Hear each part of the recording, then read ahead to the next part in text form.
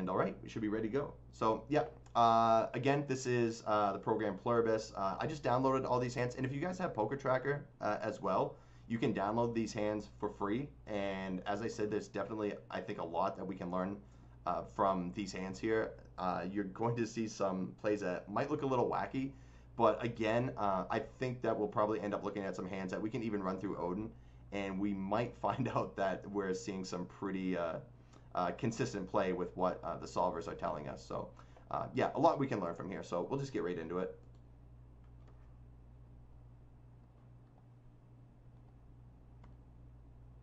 So interesting check here. I would probably choose to c-bet pretty high frequency on like a dry board like this, but again, Pluribus isn't really going to simplify its strategies. Like it's basically going to play perfect. So let's say like even if this is like an 85 to 90%, you know, c-bet flop, it's still going to find that 10% check that I probably would never find. I would just simplify things with c-betting high frequency here. They bets half pot on the turn, get a fold, so nothing much there. I just want to say that's interesting off the bat. I thought that was a board that was like 100% kind of c-bet on, you know? Yeah, so things might not be so well in general. The board is really dry, but also these like cash game ranges are going to be a little bit tighter because it's a non-ante structure. So ranges aren't going to be as wide, and the reason we're allowed to c-bet at like such a high frequency when we're playing in tournaments is because people defend a whole lot wider. There's more incentive to defend wide in the big blind because of the ante. So just in general, you're going to get more automatic folds because the big blind is going to have more trash in their range. Now when ranges tighten up a little bit, I don't think we're able to do that at such a high frequency. So even though it might be a high c-bet frequency board, it probably still has like some checks in there. You know what I mean? So, and like I said, we will, I think that one is, you know, we'll look at some that are a little more complicated, I guess, but I'm assuming if Pluribus is checking there that we get some check in that spot. So pretty standard spot here. This hand's probably betting or checking.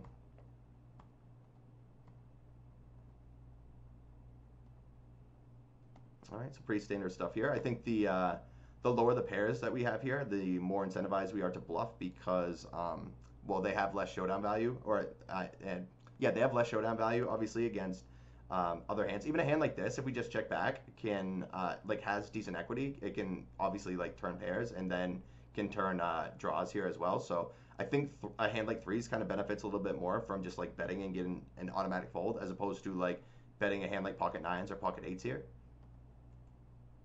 Again, nothing too complicated, but I think it's kind of important to touch on that. So interesting flop here. It's probably going to be better for the limp callers range. Small blind limped and Pluribus isolated here with pocket queens. Oh. What's up? Okay. So yeah, unfortunately I ended up you know, going through what Pluribus already did because I was about to say that this is like not the greatest board for Pluribus to c-bet. Now I definitely think this is better for the limp callers range here.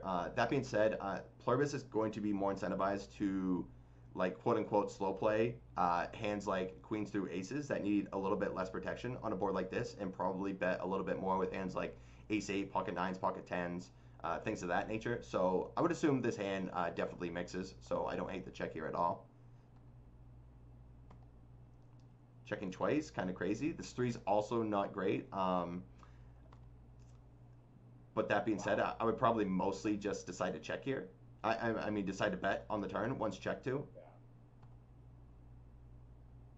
And is it because is Pluribus playing like guys and I mean, Pluribus is assuming everyone's playing kind of like GTO or like something like that? Well, Pluribus is only playing against hands like that Pluribus has run, so it essentially plays against itself. So like Pluribus knows that in the small blind shoes, like if Pluribus has a hand like 6-7, pocket fours, 4-3 suited, they would definitely be checking the turn at some frequency here. And if small blind is checking as many strong hands as Pluribus is, then he can't just like blindly bet here because he kind of gets himself into an awkward spot. Like a hand like pocket queens could already like be drawing dead here essentially. Now that doesn't mean I think Pluribus is checking back the turn here at 100% frequency, but it's at least like pretty relevant that we notice that the board is dangerous enough where Pluribus isn't just blindly betting if they know their opponent is capable of having like really strong hands here as well as like weaker hands as well. So kind of an interesting spot here. This spot is kind of knowing where your opponent's at in this spot. There's some opponents who pretty much aren't capable of check raising this turn with like a nutted hand, or usually won't be. Very strong amount of the time they're just going to be playing completely face up and just betting on the turn. But if you know your opponent is just someone who can mix it up, then it becomes interesting to check it back here, and then I think it becomes a really good point in this spot. Right. So I'm actually going to run this one real quick. Thankfully, now that we have Odin, we can run these spots super quick. Unfortunately, it's not giving me. Fix me up. What's up? Yeah, I don't know if slamming those for mics on. Let's see it. Sorry. No, all good, all good. So this is kind of weird. So Odin doesn't have limp 3-bet ranges here, or limp call ranges. So I guess it's just playing like a razor fold strategy. That's kind of interesting to see. Yeah, so I guess technically we can't run this one and not get the right results. I guess what we could do is we could put Pluribus in the small blind and then put this player in the big blind, because that way I think ranges are kind of similar. You'll just have kind of different actions here. So yeah, maybe that'll actually work okay. So gonna pull this over here real quick. Again, Odin gives you 20 seconds here. Not that it takes this long for the hands to load, but just so it prevents people from using this software in real time, which is obviously a great feature.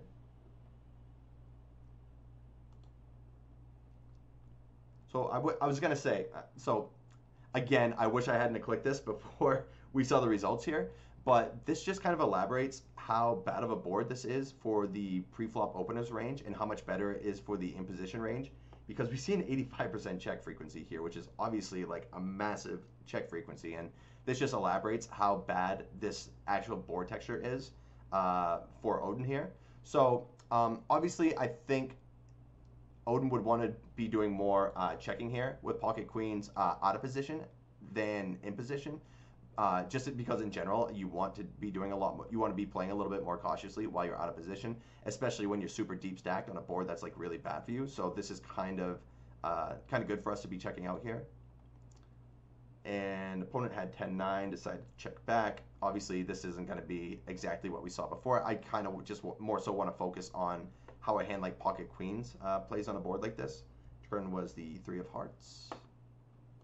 And I wouldn't be surprised to see like a mixed strategy here on the turn from queens. I think it's going to do some checking and some betting. Yep. So more so betting with the diamond combos, it looks like. I guess that is more so because you're less afraid of diamond runouts.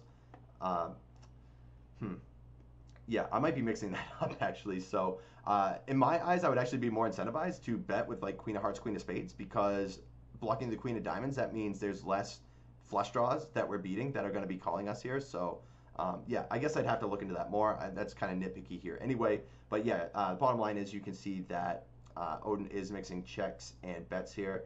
Looks like they are mostly using between the it's using a little bit of third pot, 2/3, and 80% pot here, even some full pot.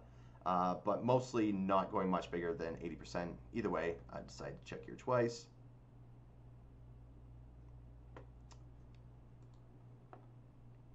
And then river was, what was it, jack of spades, I think. And again, I think we're still going to see some check here from Odin, or maybe just full frequency bets here, because once big blind checks here on the turn, they unlikely have hands like ace deuce, 6-7, things like that. So queens would be a little bit stronger in this regard here, I believe. And yeah, you see it's still mixing as well on the turn here. So unfortunately, we didn't get to see the exact way that this hand will be played, but I also think it's pretty good to understand that Odin, Pluribus is really recognizing like how bad this board is, and I think like a lot of opponents are just like, oh, this is a super wet board. I have a hand that is most likely ahead right now, but needs a lot of protection. But that's not always necessarily the reason to just start piling in money here, because if you're just always betting with hands like that, for one, you're not really protecting like your checking range with having some strong hands in it. And for two, whenever your opponent does have like a really strong hand, like pocket fours, 6-7, 8-5, things like that. You're just always like bloating a pot to the maximum amount when you're just betting every single time, because of course you have to call a raise, you have to call two streets, and then things get really awkward on the river. So not only do you keep stronger hands in your checking range, but you also, like the times you do run into a cooler, you kind of prevent yourself from just bloating the pot every single time. So yeah, I definitely think this is kind of an interesting spot here, even though we didn't get to see it exactly as it ran.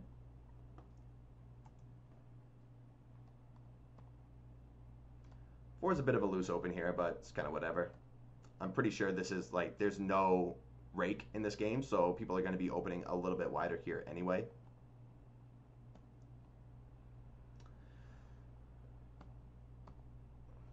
So yeah, we see Pluribus check here. Now, I think a lot of people's main instinct would be to bet here, if I had to guess. But first off, I guess I'll say that Pluribus does not have a lot of 5x in their range, which is why I think they are going to be checking here quite a bit. The second reason is I think we really want to we definitely can't be c-betting like super aggressively, because we have two ranges that we have to call here, or that we have to get through instead of just one. So if we're just always betting with hands like this, we're either getting called by hands that are better than this, or we're getting floated by hands that have a ton of equity, and we probably can't continue on the turn. So we're just kind of like betting flop and then just immediately having to give up on the turn. So, and just because we check here doesn't mean, like, for one, we can't like show down the best hand sometimes, or two, we can't even like turn our hand into a bluff. We also have decent room for improvement here as well. So yeah, if I had to guess, I'd say a lot of people, if they have pocket fours here, would just bet here for quote unquote protection. I could be wrong about that, but yeah, I mean, I think actually everyone write in the chat what you would do on the flop here with the 4-4. I'm curious. I'd probably, you know, well, I guess I'll say what I'll do after. Yeah, I was gonna say good call there too. Actually, I probably should have brought that up beforehand. Again, I've seen some of these hands, but I don't remember all these spots, so these are kind of new to me as well. I think really what we want to do here is kind of get an idea of why Pluribus is doing what it's doing, not just, you know, exactly like copying, you know, what it's doing and then just moving on to the next one. So yeah, I guess in all honesty, guys, and it's okay, like, you know, hopefully we're not being results oriented, but you know, if you're opening pocket fours here and you get this flop and button and big blind call, what are you mostly doing here? Okay, so mostly everyone's saying bet. Are we talking about cash game? Yeah, this is no ante, no rake, 100 big blind cash game. Okay, so in that context. Right. Yeah. I feel like in both contexts I'm honestly betting, but I definitely could see argument for checking here, and it's interesting to see Pluribus doing it. I thought you'd be betting 4-4 because of a little bit wanting protection, not giving. I guess the button still should be flattening you very wide here, so maybe that's one of the other reasons he's not betting.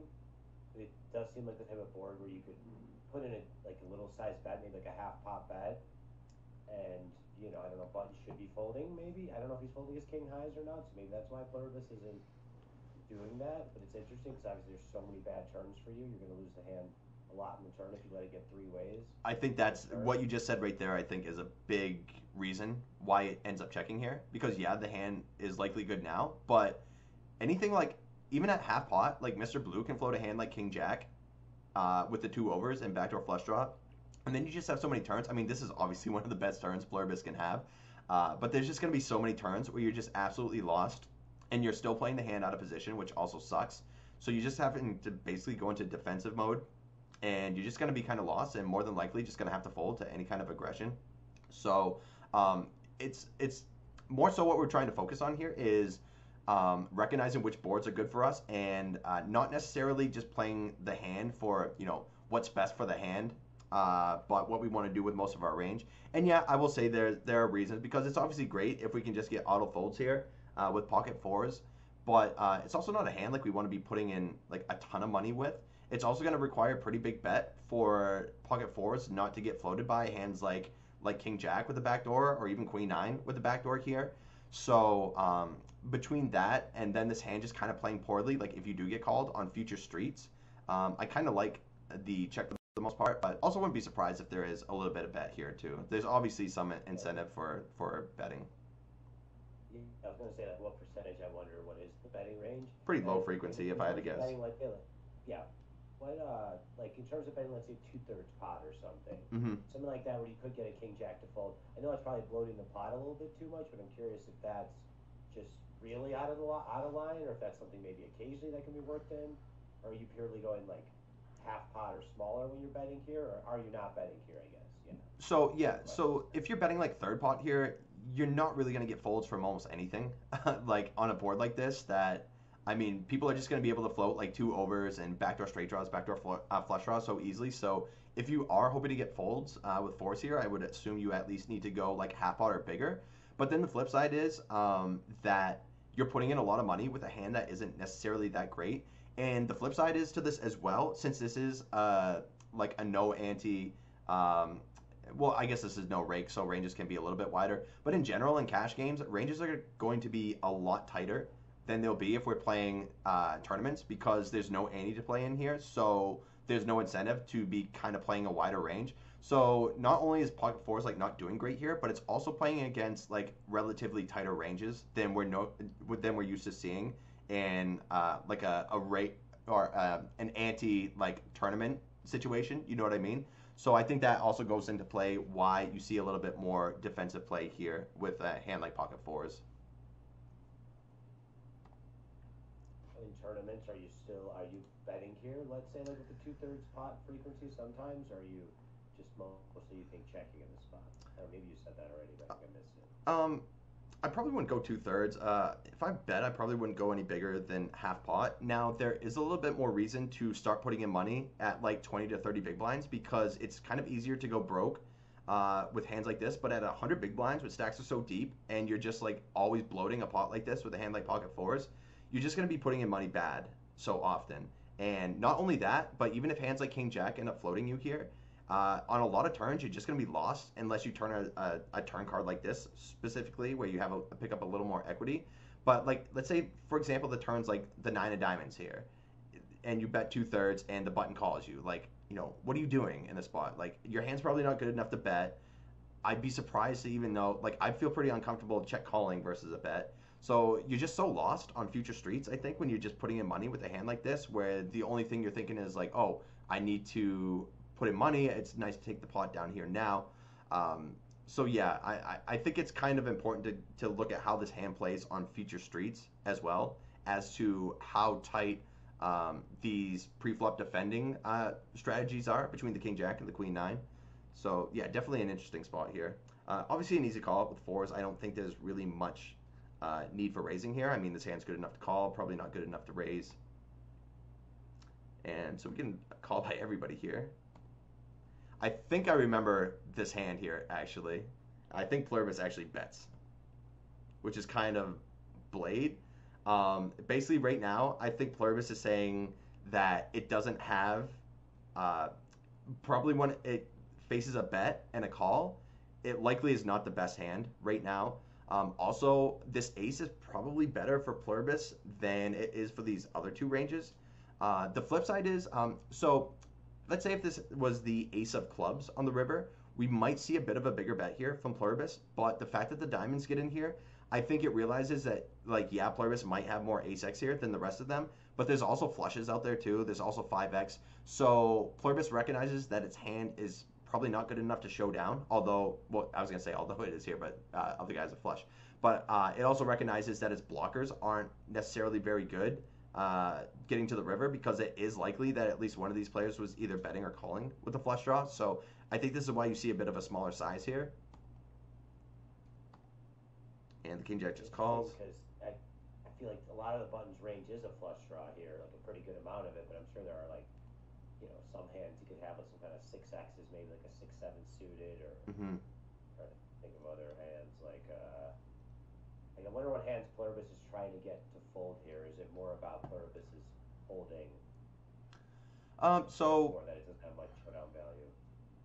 yeah, well, for one, the bet on the turn with the queen nine is kind of ridiculous into three people. It has like, I mean, the board's like decent for the big blind, but it also has like zero equity, so probably a bit of a spewy lead from the queen nine. But so I would assume there could even be like the big blind could have some 4-3 suited, some 7-8, some 8-9s that it's just gonna automatically give up with, and then like Mr. Blue could even check back hands like pocket sevens or pocket eights here at some frequency as well. Mainly because Pluribus is still like uncapped to like basically nines plus. So it still has very strong hands. Pluribus can also have hands like pocket fives, ace five, pocket threes, pocket sixes. So yeah, Pluribus still has like strong hands. So although like Mr. Blue probably isn't like full frequency checking hands like sevens or eights, it's probably getting in there at some extent.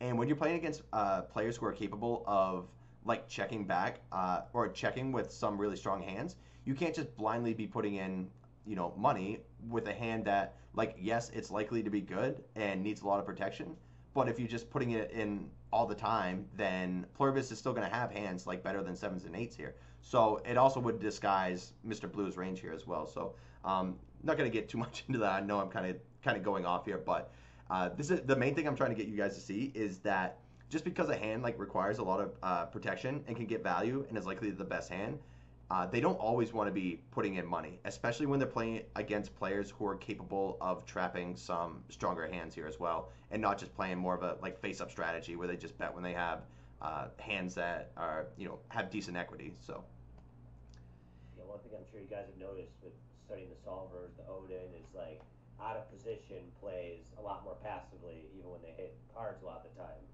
right, right. And in general, the deeper the stacks and the more passively you want to be playing, out of position anyway. The one thing I have noticed playing like out of position in a like 20 to 30 big blind simulation where there are antes, you get to c-bet a little bit more aggressively. And again, I think that's because it's easier to stack off with like certain draws and certain pairs that are just good enough to play for stacks at 20 to 30 bigs. But at 100 big blinds, a lot of these hands become pretty uncomfortable to play on future streets when stacks are so deep. So in general, you're going to see a lot of passive play out of position, even if you're heads up. But when you're multi-way and you have two different ranges to play against instead of just one, your play is going to, your c-bet strategy is going to tighten even more so.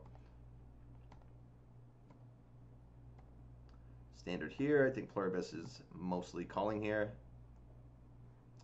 So ace king checks, which is like a decent check. This board is not great for small blind's range. I think small blind should still have some pocket sixes, but maybe not always, and then like it shouldn't have twos ever. I don't think it's 3-betting 3-4 suited. Pluribus can basically have all sixes, all fives, all deuces, maybe some 3-4 suited if it's playing that aggressively, and then it's going to have hands like 7-8, 8-9, and then like club draws and backdoor heart draws as well. So although I think Mr. Orange probably does get some bet here, he's definitely recognizing that this board is not great for him and is probably doing some checking here. So I think that's pretty good as well. And we get a bet here from Pluribus. Well, I guess I should have said again. Sorry guys, I'll try to map this out so you guys can give your 2 cents on these. I think this is kind of whatever though. I think we can bet or check with Queen Jack of Hearts here. I think both make sense. Getting hands like Ace King to fold here immediately is pretty nice, but then also checking back with a hand that has decent equity on turns and rivers, like it can turn backdoor flush draws, Queen or Jack is likely good here as well. So yeah, I think basically Pluribus can just mix here. Also, Pluribus recognizing that this board is probably better for its range than the 3-betters range, I think can be a little pretty aggressive here as well.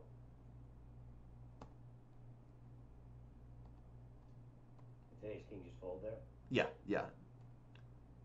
To a half pot bet. I think if you bet like third pot, you can probably float, but with no backdoor flush draw versus like half pot, probably just has to fold. Nothing too interesting there.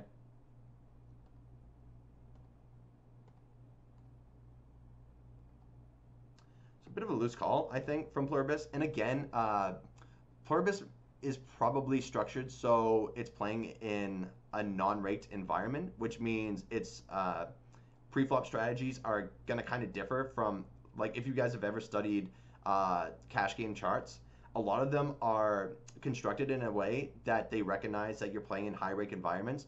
And when that happens, you obviously have to play a tighter range because then, if you're playing more hands and you're paying more rake. So you might see Pluribus make some looser calls here than you might see any cash game charts kind of giving you here. So interesting check here from Pluribus. I think with your weaker ace X's, you are going to be more incentivized to check here. This also gives you some top pair in your check back range. So Joe checks again. I think he could probably do either or in the spot.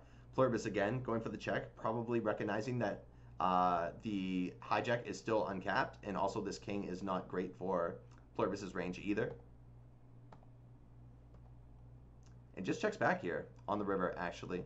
So yeah, what do you guys think of the river check back? Honestly, I'd probably be betting. Okay, so we got one bet in here. This was checked every street. Yeah. The showdown. I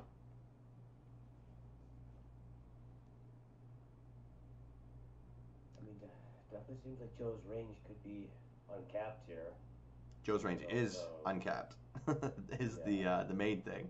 And Pluribus, once it checks twice, is mostly capped towards like rivered flushes and some Jack 10. And then like its strongest hands at this point are probably going to be like King Queen, I guess, for its non-straight and non-flush hands. And like if Joe has all of his strongest hands here, Joe still has all combos of pocket aces, pocket fours, pocket kings, pocket queens, Jack 10, flushes. So basically Joe's range is super strong. And again, Pluribus is playing against itself.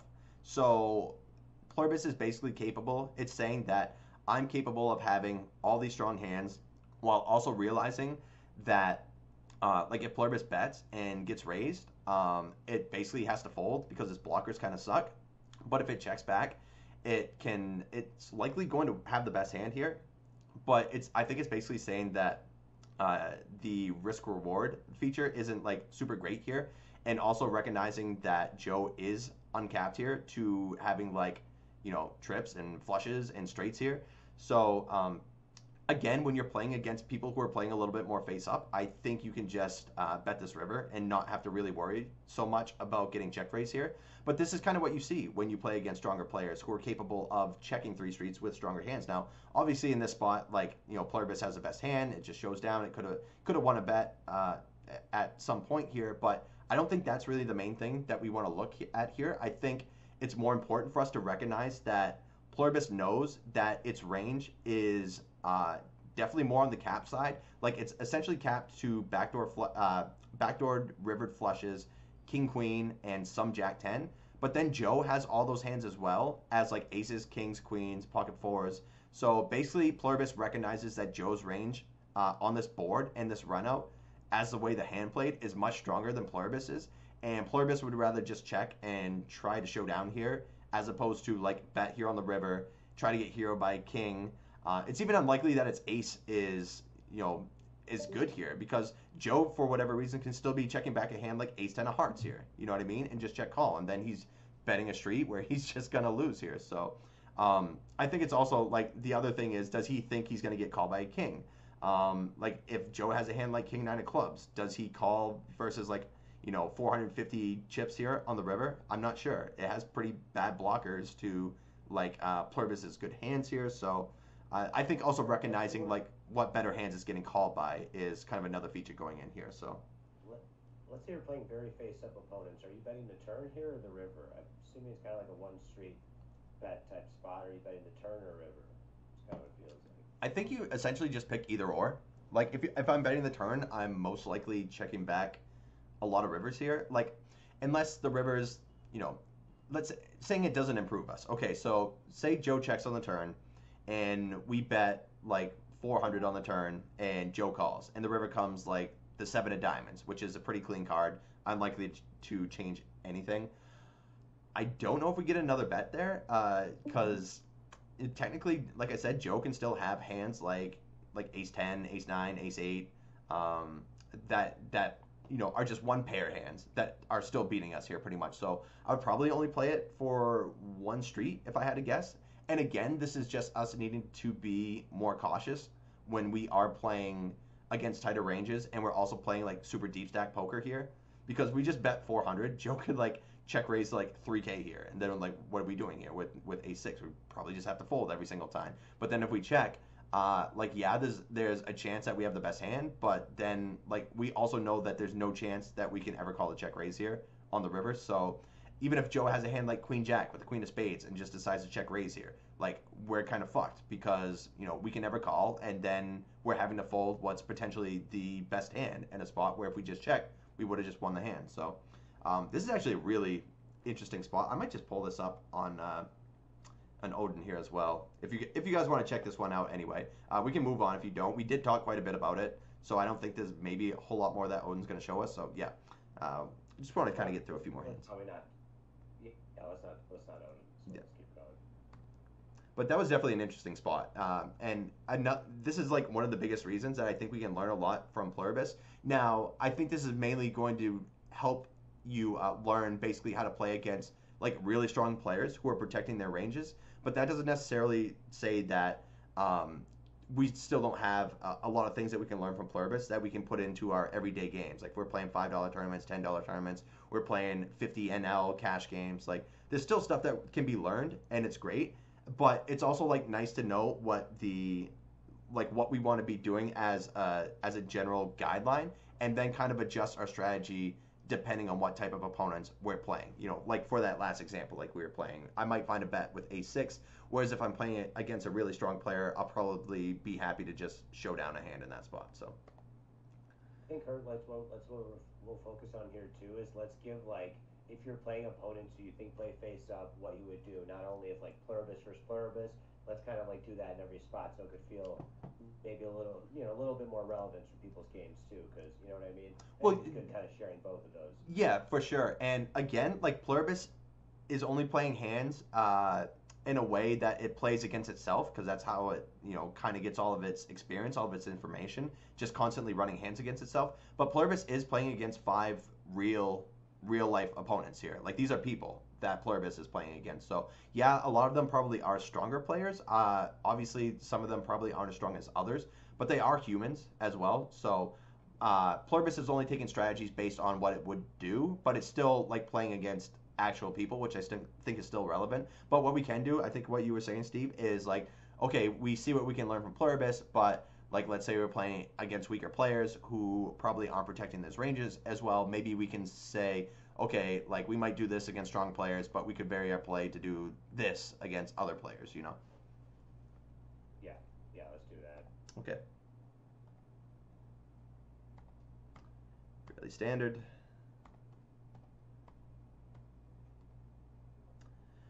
So Pluribus checks here. What do you guys think about this? So what do you think about the check, and what would you do on the flop here?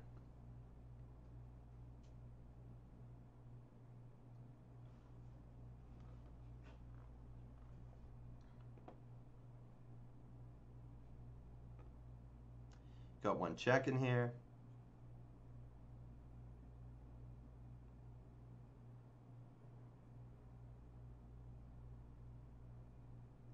Sarah says, I tend to bet in these situations where I have 2 pair.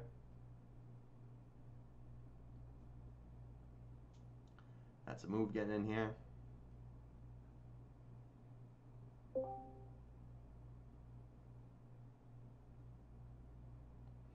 That's a move says he bets, mostly because we block 5s and straight draws. Okay. What do you think, Steve? This is an interesting board. I think usually I would check back on this board. I kind of would lean betting a little bit more when I have the 6 of clubs. I'm not sure if that's Odin friendly or not, but because I block out a few more of their big draws. Mm-hmm. But yeah, I feel like I lean mostly towards checking on this board, but I think I have a percentage of the time where I would bet, and specifically with the 6 of clubs a little bit more. Okay. Narco says he mixes here. This is actually one I'll run an Odin real quick, and we'll just check out the flop, because I think there's a decent amount we can probably learn just from this hand, which pairs it likes to check here, basically. So let's do this. What do we get? 9 of clubs, 5 of clubs, 5 of hearts. Because this is, yeah, so it's kind of important to see which hands it likes betting and likes checking, because obviously we're probably at a 5x disadvantage here. I would assume that the big blind is defending more 5x than we're opening from early position. Now, that doesn't necessarily mean that we don't have an equity advantage in the spot, but we're probably lacking the majority of strong hands, like the strongest hands that we're going to have here. Like, so we obviously have an overpair advantage, but the big blind definitely has a trips advantage here. So we'll check out the flop. So you can see for that reason here, Odin's checking like 43% of hands here, which is, again, I would say a pretty high percentage, but I think a lot of that goes to the fact that you see the only 5x that Odin opens. It's kind of crazy that it's opening like some king 5 suited here, but we only have ace 5, king 5, 6 5 suited, and pocket 5s for quads with a little bit of 5 4 suited. So you can see that we have very little 5x, but then we go back to look at the defending range here. They're defending ace 5, king 5, queen 5, 6 5, 7 5. You guys get the idea. There's more 5x in the big blind's defending range than there is in our range. So again, that doesn't necessarily mean that we have an equity disadvantage here, but we're at a bit of a nut disadvantage by not having so much 5x. And you can see here that Odin's checking pretty frequently with 8s through 6s here. I think some of that is because when we have hands like 6s through 8s, we block like the gut shot straight draws that the big blind should be calling us with, and those are obviously worse hands than ours. So obviously there's some benefit of getting immediate folds here as well. That's why you see a little bit of bet getting in here as well. Also, when we face check raises with hands like this, it's kind of gross because when we have these hands, a big portion of the range that we're getting check raised by are going to be hands like 8-6 suited, 7-6 suited, 6-7 suited, well, 6-8 suited, stuff like that. So when we significantly block a lot of the semi bluffs that big blind's going to have, things get kind of sticky for us in a spot like that. So I think that's why you want to see a bit more mixing in spots like this. And then you can see a hand like pocket 4s. Go ahead. Let's hover over 6-6 for a little bit. Yep. So. And it's mostly betting for the small size. Okay, so it's kind of like a mixed strategy, right? From what I'm seeing. Yeah, yeah. So, and this is. Some back, some back. And so when we see this, like this is obviously, hands like 8s through 6s, they do require like a fair amount of protection, and they kind of benefit from getting immediate folds. So it's good to be betting in these situations at some points, but it also kind of sucks because when we get check raised, we're likely close to, like we're probably running into more value hands than we are semi bluffs when we heavily block the majority of the big blind's check raise bluffing range with these pocket 6s through pocket 8s. And we also probably likely have to call at least one street versus a check raise. So things get like really sticky if we're just full frequency c betting in these spots. And then also it's nice to have some stronger hands in our check back range where this is a board where our opponents might be a little aggressive on, and we might just be able to call on turns and rivers here as well.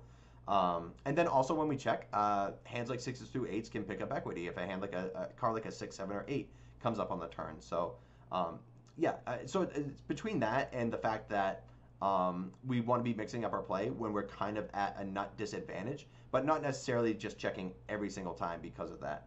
So I think this is definitely kind of an interesting spot to look at. Another interesting part that I think I've kind of let you guys know a little bit is that, well, actually these are checking like relatively similar amounts between 10s and kings. They all look like they're probably checking like 35 to 40% of the time. Normally what I'm used to seeing is like 10s would be betting more high frequency, and then jacks would, and then a little less with queens, and a little less with kings, and then obviously like the least with aces, because like aces through queens require a little bit less protection versus turns and rivers than hands like jacks and 10s do, obviously. So kind of interesting to see that they're all basically checking at the same frequency, but you do see how much Odin is checking with 10s through aces.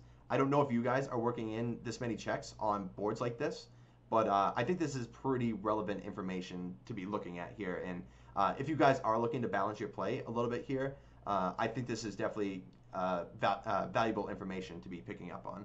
So I guess in general, I'll ask you guys: Are you checking your overpairs like 10s through aces as much as Odin is here? I tend to check back a lot of paired boards with overpairs just based off Odin's study. I see it likes that a lot on paired boards. Yeah, but not so much that it just wants to pure be checking back. Because then if we're just always No, checking not back, here. yeah, yeah, because then Well, if, I mean, I was doing zero before, yeah, frankly. So, yeah, I've worked in probably 30-40% checks with over pairs and hmm paired boards. yeah, and then again, since we are deeper stacked, like, okay, so let's say we're 20 to 30 big blinds effective here, or let's say 30 big blinds, okay? We might see more betting with hands like kings through tens in a spot like this because it's a little easier to go broke uh, on a board like this because your opponent's going to be getting it in a little bit more with like 9x and flush draws, and then you're just getting it in for what's relatively only 30 big blinds.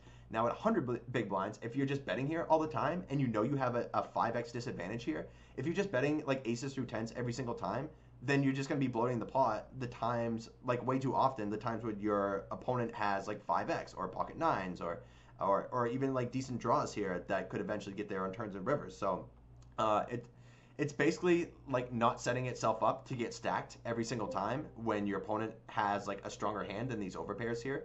But not so much that it just wants to be checking back here every time because obviously like tens through aces, they're hands that do require a fair amount of protection on a board like this. They're obviously strong enough to get called by other hands as well. So we do see reasons for both, and I think that's why we see mixed strategies here. And this is just a way that Odin really wants to protect its ranges and basically keep itself unpredictable and basically not allow the big blind to just like completely blast off. Because I think when you do see random opponents check here, I think it's going to be way more hands like, you know, king queen, ace 10, you know, hands that can't really can't face a whole lot of aggression on turns and rivers unless they improve. And when you see a lot of checkbacks with hands like this, and probably even some flush draws get in here as well. So yeah, so you see even some flush draws are checking back as well. So it's not just blindly betting here. So it also can improve when clubs turn. And if Odin isn't checking back these hands and like clubs end up turning or anything to that nature, then the big blind can just blindly bet here, and then we don't have enough strong hands to withstand all that pressure that the big blind could be putting on here. So yeah, I think definitely a lot of relevant information we can take from this hand. Sure. Well, let's say if we were 50 big steep compared to 100 big steep, hmm how would you say that would change the? I know you probably bet a little bit more, I would be guessing, but still, how much would you be checking? Well, just in general, the deeper you get, probably the more you want to be checking because you're less incentivized to be putting in money, especially when you're at kind of a nut disadvantage here. Again, we're not necessarily at an equity disadvantage because we still have all the overpairs here that the big blind's going to be lacking. But we also don't have nearly as much 5x as the big blind's going to be defending. We also don't have a lot of these like gut shots that the big blind's going to have that can also improve here as well. So essentially, the deeper we get, the more we kind of want to be playing a little bit more passively because when we do run into the nuts here, it's going to be like we're going to be put into some trickier spots here because stacks are so deep. And like even if we have aces and we get check raise and guy bets on the turn and jams on the river, like how happy are we to be calling with pocket aces? You know, even on a clean run out, like let's say we check raise or we get check raised, turns like the deuce of spades, and we call a big bet, and the river's like the three of spades, and the guy jams. Like, how happy are we to be calling for 100 big blinds with a hand like pocket aces? Right, yeah, not thrilled. So we can even run that real quick. So let's say we bet here with aces, we get check raised, and I guess this is kind of another interesting spot to see how much the big blind is kind of varying its play with 5x here.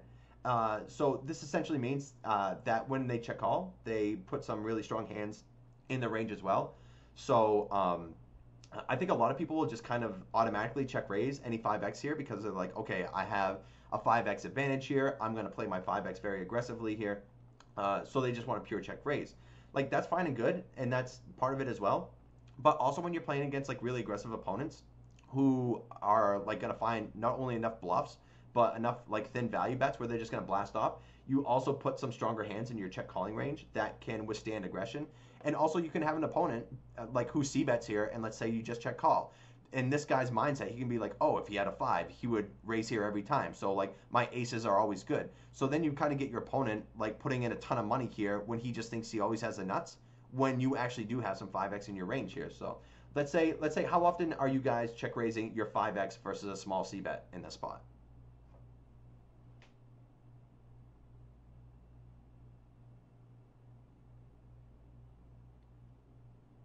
Don't be afraid to answer all at once.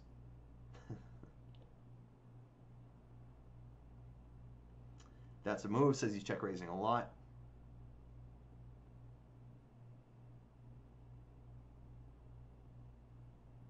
If you need a little bit of time to think about it too, guys, that's fine. And like I said, don't be afraid to share your answers here. Like, we're not here to see like who's getting the most right answers. We're here to learn. So if you guys like, give us a reason like, oh, I'm check raising a lot here, but Odin's saying we only check raise halfway, so I don't want to look like a dummy because my answer isn't what Odin says. That's not necessarily what we're trying to do here. Like, it would be a lot easier for me to teach you guys if I know what your thought process already is, and then we can kind of improve it from here. So I know some of you guys might have a little bit of anxiety about not wanting to look, foolish or anything like that if you give a wrong answer. But please, like, I encourage you not to think that way. The only way we're going to learn is by giving true and honest answers, and then kind of mixing up your thought process and trying to get you in a point where you're playing a bit more of a competent strategy here. So please don't feel like any kind of way about giving wrong answers. We're all here to learn. Steve and I are here to learn here too, so it's not like we know all the answers, so we're learning as well. I'm wrong a lot. Sorry, I want to work on that briefly. Can you give me the short version of what the spot we're talking about is? So, Under the Gun opened here. We're 6 max here, so low jack opened and big blind defended. This is just a single raise pot. And we're just having a third pot c-bet, and this is the big blind's response versus a c-bet from Under the Gun. What do we have in the spot? Does it? We're just asking what we would do with our 5x in this spot. Narco Cop said he would call a lot. I mean, Narco Cop says check call. That's a move. Said check raising a lot. Just a very bluffy spot. People are check raise bluffing here a lot in games I'm in. And yeah, I probably agree with that too, because they probably do recognize that they have a 5x advantage here. So they should be check raising a lot here. With a lot of draws, and then of course with a lot of value here too. But that doesn't necessarily mean they're doing it with all their value. ESG says I wouldn't have checked in the first place. I probably flat here too much. You check call here too much. Like if you have 5x is what we're like saying. My cash games I play are like 300 big blind deep plus on average. Mm-hmm. So I think you do see like these lines that are maybe riskier, but maybe more maximum value. Okay. Yeah, it's probably not great, but it's probably a habit that I've picked up over the years. I feel like I'm check raising 5x here nearly 100%, maybe 5.9 would be the only one I can think of that I might not be. Mm-hmm. Like, to me it feels like almost like 100%. Yeah, and it's kind of funny because look at Odin here too. So this is surprising me as well, Steve, because it says Odin is pure check raising with 9-5 here. Now I'd figure a hand that blocked like all the value hands on this flop would be doing a lot more slow playing, but Odin's actually full frequency check raising here. So I think I actually agree with what you said. As well. Yeah. You think that's because there's 2 clubs? Between that and the fact that it also like feels a little more comfortable with like putting in more money, because obviously like Under the Gun can have pocket 9s as well, and then I mean you're getting kind of stacked here mostly anyway when you have a 5 here and Under the Gun has pocket 9s, but at least now like 9-5 recognizes that it likely always has the nuts here, and that Under the Gun's never going to fold any kind of flush draw, unlikely like any 6-7, 7-8 with clubs or hearts, and then obviously can't fold 10s plus, ace-9, stuff like that. So yeah, pretty interesting. If I got 9-5, if someone's got 9s, they're just getting my money. Yeah, of course. I mean, there's nothing you can do in that spot. So I'm going to go back to the chat real quick. ESG says he wouldn't have checked in the first place. I am for sure that guy that will play aggro as fuck. So in what regard, ESG, actually? So we're assuming that we're in the big blind here and we're facing a c-bet from Under the Gun. So basically what I'm saying, if we have 5x here in the big blind and we face a small c-bet, what would we be doing with the majority of our 5x here? Would we check raise? Would we check call? Would we check raise a lot? Would we mix it in? Would we check call a lot? Would we mix it up? So Slammer saying, Kurt's mistaking me getting my second cup of coffee as being afraid of looking stupid. No, Slammer, I know you're always in here, so I know you're fearless. Hey Kurt, I like ESG said he would be leading the flop with the 5x. Can you talk about why you should be checking the flop here with 5x? So I'm actually kind of surprised, like, because, well, for one, I don't know what leading ranges are for the most part in these spots. Now, I would kind of assume that a hand like this, a spot like this, maybe it gets some lead because 5x does have such like a 5x advantage here, but that doesn't necessarily say that big blind doesn't have any 5x as well. So I'm a little bit surprised to see there's no lead. I'm not like a lead expert. This is actually something that Odin's been helping me out with a lot, just to see which boards are best for leading. But then if you're just like always leading in a spot like this, then for one, you don't allow your opponent to bluff. For two, you don't get to get in that check raise and kind of start bloating the pot when you do have a five. So I think in general, Odin's just saying it mostly wants to play a pure check strategy here on the flop. And if it's going to do something with his 5x, it mostly wants to be check raising to kind of bloat a pot with strong hand, and then just check calling and kind of disguising the strength of its hand. And also maybe the fact that this range is still like pretty strong here, can still have pocket nines, can still have like ace five, king five, some 5-4, stuff like that. I guess it mainly doesn't want to be leading here. So I am a bit surprised to see that there's no lead though. I find it interesting the type of boards where Odin has 0 leads. And I see it a decent clip in my studying where there's just never bets from Odin at a position in some spots. Now you mean as the person defending the big blind, or like let's say like you open hijack and button calls and you're out of position? Because those are two completely different spots. Defending 3 bets, Odin likes to check to the 3-better almost always, it seems. Yeah, I mean that's also very common as well, because usually when you're calling versus a 3-bet, you're going to be lacking a lot of those strong hands that the 3-better is going to be having pretty much. So you're essentially at a big like range disadvantage in the first place. So there's going to be very few times where you're at a like pre-flop range disadvantage where you're ever going to be leading. Now a lot of that will dictate the board. Probably because live poker players are not studied, but that's something you do see sometimes in cash games, especially 3 ways. Like if you see a 3-bet and 2 callers, like out of position will lead and try to take pots on interesting board textures occasionally, but never see that online, frankly. Right.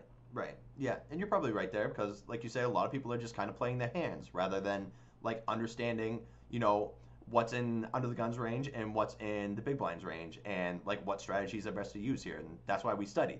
Obviously, like I said, we can kind of switch up our strategies depending on what our opponents are showing us here. But for the most part, it's just nice to study like what the solid baseline strategies are here, and then kind of go from there. So I'm just gonna go through this real quick, and then we'll. What's up?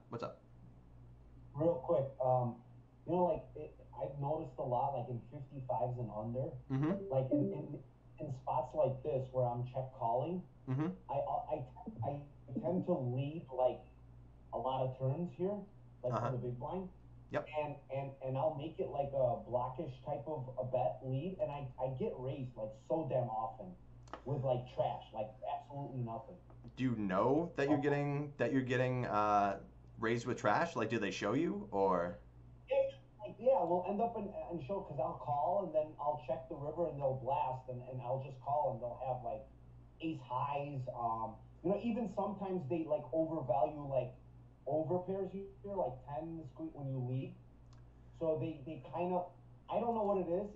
Maybe they're thinking I'm putting that blockish bet because there's a draw out there with the clubs. So they raise for protection, I guess. Okay. With over pair times, but a lot of times they blast off like with ace highs, and you're saying if you lead the flop here with like no, I check call and then lead the turn. Okay. So let's say you have pocket tens here, and so you see that there is some lead here on the turn because this turn, like, I mean, there's not a ton, but again, this is showing that we still do have like some 5x, but then we also have like more 7-8. So just in general, like you said, you do get some lead here on the turn. So let's say we lead here and you have pocket tens. Now it's probably going to mix here if I had to guess. So yeah, you can see with tens it's definitely mixing here. because there's reasons for both essentially. Like there's definitely hands you can have, like you can be leading here with a hand like 6-7, 6-8, maybe a hand like 9-8, 9-7, some random club draws. So when you raise with tens, you kind of put pressure on that range there. Now at the same time, you're also going to have 7-8, you're going to have 6-5, you're going to have a pocket sixes here. So you can't just raise here every single time that you get this donk lead here. And people probably do overly do it with more value than anything. So you can just kind of like overly fold like your weaker hands that you're kind of donk leading here. But then if for whatever reason you think your opponents are doing it more so often with trash, then just kind of counter that by donk leading with your stronger hands rather than these weaker hands if you think they're kind of overdoing it here. Now, I think in general, it's kind of hard to just kind of pinpoint like every single opponent is doing this, but if for whatever reason you think that this is inducing people to kind of spaz, then just do it with your strong hands and then just kind of play your weaker hands a little bit more passively by just checking a little bit more, even though like the solver will tell you to donk lead with a hand like 6-7 here on the turn.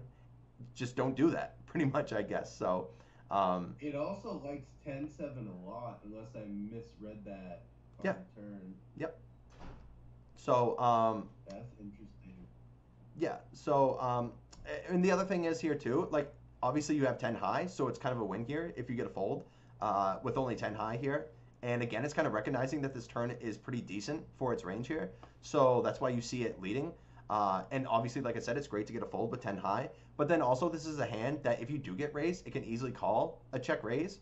I wouldn't even be surprised if it got some 3-bet if it ended up raising here. So I guess, yeah, for whatever reason, I'm just going to finish this. Or, oh, no. Okay, so what I wanted to do is have the cleanest run out, basically, and show you guys what Odin wants to do here with aces. Because I think the main point that I was really trying to drive home here is that if we just are always betting here with aces and we get check raise and barrel off, even on the cleanest runouts, like, can we call down with aces pretty much? So just going to go with a 2. For 2, I'm thinking we're going to get like an overbet here on the turn. Mainly because, yeah, okay, so you see 1.5x pot is the most frequent size being used here. Do you guys have, I guess I'll let you guys know. I mean, I'm happy that I kind of pinpointed that out, but I kind of know why. So I guess I'll ask you guys why you think that the only bet size really being used here is the overbet size.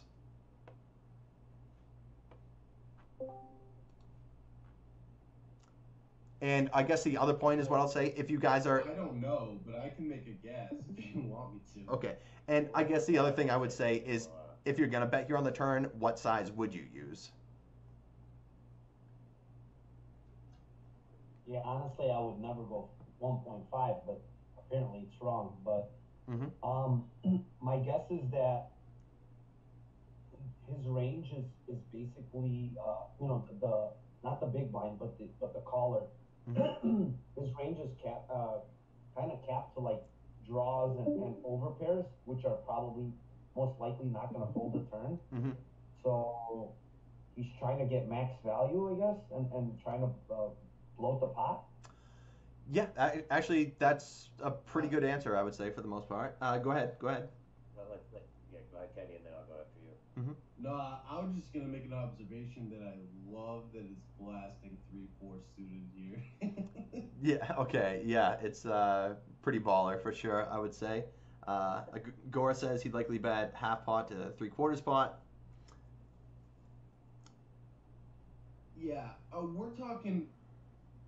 You were talking about overpair here, right? What do we do with overpair? Okay, so yeah, let's say we're on. Sorry, real quick. Okay, so it's always one quick. Go ahead. Just so everybody knows that the spot we're trying to think of right now is we're under the gun right now, and we have pocket aces here. So what we're trying to think about is like if we're just like full frequency betting here with aces, and then we end up facing like a check raise and then a double barrel for all in, like what do we do with aces? Like, can we even call off? And for one, I'm not sure if we're supposed to, so we'll see that by the end. But if we're not, then that just kind of shows that why it's important to be checking here sometimes. So yeah, we'll just go from here. We're assuming that we're under the gun here with aces and that we've c-bet the flop, we're facing a check raise, and we're about to face a 1.5x pot bet. So, but I guess right now the question is what would be the best size for us to use here in the big blind shoes if we're going to continue betting here after we check raise. So it sounds like I thought we were asking the chat like why Odin was 1.5x. Yeah, that's where we are right now. But I think we had a question like, what does Under the Gun have to be defending here with? Well, let me give my quick take about I think why Odin's 1.5x. I think it's one of those spots where whether you have value or whether you have your bluffs, whatever, like your 3-4 suited, let's say, or your 3-4 type hands, that you're going to be going for the 1.5x size. I think it's either going to put maximum pressure on his hands, or you're going to get like overpairs still are probably likely going to be calling you. And does probably need a little bit of protection against like the club draws, especially if let's say if you got like a 5-6 no club or something, you're going to need quite a lot of protection, and you're still going to be getting value from all the overpairs. You're still going to have a lot of strong hands in his range. He might still call you with like some ace-high flush draws, let's say. So it's just one of those hands I think that plays well to balance with that sizing in this spot. Okay. Do you think this sizing only exists because they're 100 big blinds deep? That's part of it. Obviously, if stacks are shorter, then the 1.5x spot wouldn't be as relevant. This is mainly because stacks are so deep here. So I think this is what, like, the deeper the stacks are, I think the bigger overbet sizes can be used. Like if we were 200 bigs deep, I wouldn't be surprised to see the 2x pot or even the 3x pot size being used here. So just going to catch up with the chat real quick, and I guess I'll kind of explain why this size is being used. Okay, Bob Dog says I definitely have a better win average in live games too. There's definitely something I need to improve, depending on the buy-in. ESG says I have gone pot size, but that's mainly because overbetting is not something I do very frequently outside of shoving. Okay. Slammer says all that action leads me to believe he doesn't have a 5. Do you think that's because you think he's bluffing a little bit more when he uses these sizes? Slammer, yeah. Against most players, I would agree with that. Yeah. At the higher levels, not so much. Well, that's just why, like, that's why it's great to be using these sizes. Sorry to cut you out, Narco. I'll let you go right after this, but yeah. If this is what you guys think about how players are perceiving you, then it's even more important that you do this when you have value. Because if you think that your opponents think, oh, you're using the overbet size to make them fold a hand when you have a bluff, then you should be using it even more so when you have value. If you think for whatever reason they're going to call you down lighter when you make it bigger sizes, which is really not how it should be working. Like you have to be defending tighter when you use bigger sizes here. Yeah, I will say, I feel like I've been getting so many of my overbet bluffs called off, especially like this last Sunday in a lot of spots, and it was just very interesting. I'm starting to think maybe I'm not overbetting enough for value in a lot of spots, because but I do see people making like some absurd all-in overbet calls lately against me, especially on ACR, and it's just very interesting. So it does make me think maybe I'm not balancing enough with maybe that like a lot of people are bluffing a little too much now with the overbet sizing. People are noticing it. Maybe you should be doing. Maybe people aren't balancing right now enough, even though. Like this probably is like more like earlier in tournaments too, early mid stages, not really as much like later in tournaments. Yeah, when you're. But I have been noticing myself just getting called off like a weirdly large amount in these spots where it's like you go for a good overbet bluff and they just like kind of have a hand that like sometimes can call you, or like like a fourth pair, or like a weird ace high, or and they do, and you're like, oh okay, you know. Steve, anecdotally, interestingly enough, I would say my overbets currently are heavily weighted towards value, and on the games I'm playing, it just seems to not matter that I'm not really that balanced in that spot. I still get called a ton with my value hands overbetting in the right board textures. It's really I weird. like it. If like especially what Kurt's saying, if we are noticing that happening a lot, we're probably like if I'm noticing that I'm not getting the value in those spots, I'm probably not overbetting enough for value. So it's definitely something think about and incorporate in. And like we were saying, like maybe it's not always the 1.5x size. Sometimes if you're even deeper stacked, it could be even bigger. But if you're shorter stacked, okay, pot could be fine in a lot of these spots. You just kind of have to feel it out on what the stacked up is in the given moment. In real time, I tend to go with like a 2/3 pot type bet if I'm putting a bluff through. Like I may not be overbetting as a bluff enough. Okay, I'm going to let Narco go real quick, and then I'm going to kind of explain to you guys why the overbet size is used a little bit more. So go ahead, Narco. No, I was just gonna say you answered it. I was gonna say you have to be balanced here if you're gonna go 1.5x with like the three fours and all that other stuff, Mm-hmm. including your value. Yeah, exactly. And if for whatever reason you guys do feel like you're being snapped a little bit more when you're overbetting here, then just overbet more when you have value and don't do it so much with your bluffs. Like, if that's obviously the easiest way I can think of to counter people who are calling you down too lightly if you're overbetting here. I mean, it's kind of crazy for me to think that you're getting called lighter when you overbet here, but if you guys think that's how people are like calling you down in the games that you're playing, then just do it more with your value hands and do it less with your bluffs. Because if they're just calling too much, when you bluff, your bluffs aren't going to be working as much if they're never folding. But on the flip side, just do it when you have value because they're never folding again. So I guess I'll explain to you guys why the overbet is being used here. Basically, what the big blind is saying is they either have like a five, pocket nines, or a bluff. And when we get a two on the turn here, all of big blind's semi bluffs don't get there on the two. The two doesn't complete flushes. The two doesn't complete straights. So essentially, big blind is using a polarized size with its best draws and then its best hands here, and it wants to put on maximum pressure versus like the mediocre portion of under the gun's range here. So if it gets a fold here and it has like 3-4, then that's awesome, and it's also going to make under the gun here fold a lot more using the 1.5x size, then it's going to be using like 2/3 here on the turn as well. Now, what I'll show you here real quick is if this turn comes like a 6 of diamonds, you're probably going to see smaller sizes being used here. So yeah, well, funny enough, you actually do see the 1.25x pot size being used here.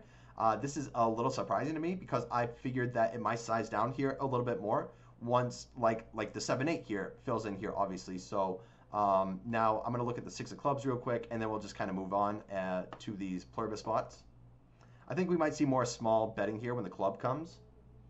So yeah, okay, so now the third pot size is being used here. Not only that, not only do straights fill, but flushes fill as well.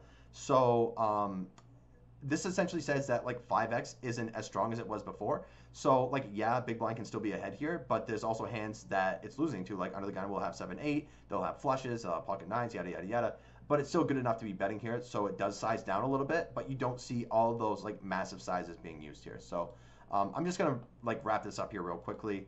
I just want to see how this plays out. Like when we have aces here and we face the 1.5x bet, we definitely can't fold here yet because all these bluffs. Wow. Okay, so look at this. You see aces here actually folding here a little bit. Now, do you guys know why we're seeing some folds here with aces with a club, and we're not seeing folds here with aces without a club? You want me to wait before answering? I mean, it's all good. We can kind of do whatever. You guys can throw in your 2 cents. Because it's less likely that they're getting aggressive with a club draw, probably. Yep, that's the exact reason, actually. Because a lot of big blind semi-bluffing range is going to be ace-high flush draws. And when we block the ace of clubs ourselves, then it's less likely that our opponent has some sort of strong flush draw semi-bluff, and more likely that they have a value hand. So that's why you even see hands as strong as aces, like kings with a club. Club and a heart is pure folding here on the turn versus overbet. So again, I guess that's another reason why, I mean, I don't expect players in game to ever fold kings here, but it's also important to know that a hand like this probably shouldn't be continuing because it's just blocking too much of our opponent's semi-bluffing range here. So that's good to see here anyway. You nailed that one, Kenny. We don't have to spend too much more time on that. And then I'm going to put a 3 of spades here on the river. So no straights, no flushes complete here. And we're going to see what we do with aces on the river. Only size being used here is the all-in size, a little less than pot. And yeah, so we're even mixing some fold here with aces. Now, now you kind of see it flip around where we pure call with aces with a club. And do you guys have any idea why now these roles have kind of reversed? Why we're folding like aces without the club and calling with the clubs?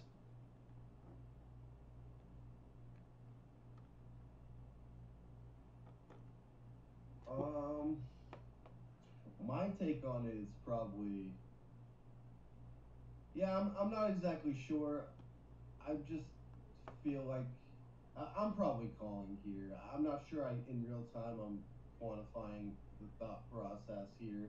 I'm sort of feeling like his line feels like a missed club draw, but there's definitely some fives in this range as well. Okay, so I'm gonna show you here the ace-high club draws. You can see they're essentially all giving up here except for ace-4, which is obviously a straight when it gets to the river. Guess I didn't see that. But basically, club draws are really bad hands to be giving up with. I mean, to be bluffing with, because they block all the autofolds that our opponent here. Like, opponent's obviously gonna call a check raise with clubs, call a turn with clubs, and then like automatically fold on club rivers here. And then when we block 2 clubs ourselves, it's less likely that our opponent's going to have auto folds with clubs. So essentially, club draws become pretty bad bluff candidates here. So when we have aces with a club now, and our opponent ends up barreling here, now when we have aces with a club, we know our opponent is not bluffing with the ace of clubs, right? So when we have the ace of clubs ourselves, then we can easily call because we unblock big blind's give ups here. So when we have the ace without a club here, and we know our opponent is going to be giving up, then we end up seeing, and when they end up jamming, it's less likely that they have value hands in this spot. So kind of a little, what's the word I'm looking for here? It's we kind of got in the weeds here a little bit with all this stuff here. No, that's an interesting spot. Yeah. So, but the main thing that I want to show you guys is that when we're putting on max pressure here, and when we get check raise and call a double barrel, we're not always able to call with like queens and jacks and tens, even when the board runs out as clean as possible. Now you can only imagine if the turn comes like a 6, 7, 8, a club, how much harder it's going to be to call with these aces, kings, and queens. And this is basically why Odin wants to be checking here a fair amount with its overpairs. I mean, it's not always going to check here, but it's not always going to bet here either. So not only does it protect its checking range, but it also protects itself from getting in these sticky situations where, like, yes, it has to call sometimes with aces, but just because it calls here with aces doesn't mean it's always calling and winning in these spots. So you avoid the spots where you're getting coolered here as well. So I think it's pretty important, and I do think a lot of players are never folding aces in this spot, but that means that they're also just paying off their opponent every single time when they have a good hand here, and they're just bloating pots every single time as well and not protecting their checking range here. So this is a big difference you'll see between the solvers and how people are actually playing in these spots. So definitely an interesting spot. I know this was only like a small, like we kind of got off track here with just checking the pocket sixes. So what's up? Let's do a little in the weeds, but that's all right. It was a good spot to evaluate. That's fine because I think that spot in general, I think a lot of you guys, and not only you guys, but a lot of players in general, kind of don't understand how much they should be protecting their ranges when, like, yes, again, we have a range advantage here, but we don't have a nut advantage. So that's why, in general, we see a lot of checking here. And we also can see that when we do have aces and we bet and face a check raise and a double barrel for all in, we can't just always, like, pure snap and be winning money here, because we see that Odin is definitely folding, like, tens through aces, even on the cleanest runouts. So you can only imagine how awkward things will get when the board comes, like, you know, really awkward turns and rivers. So, yeah, I think that's a pretty interesting spot to check out here. So we'll just finish the hand from here. So yeah, it obviously was a really simple hand, but I think a board like this was definitely a good spot for us to be checking over here. So we'll keep it up.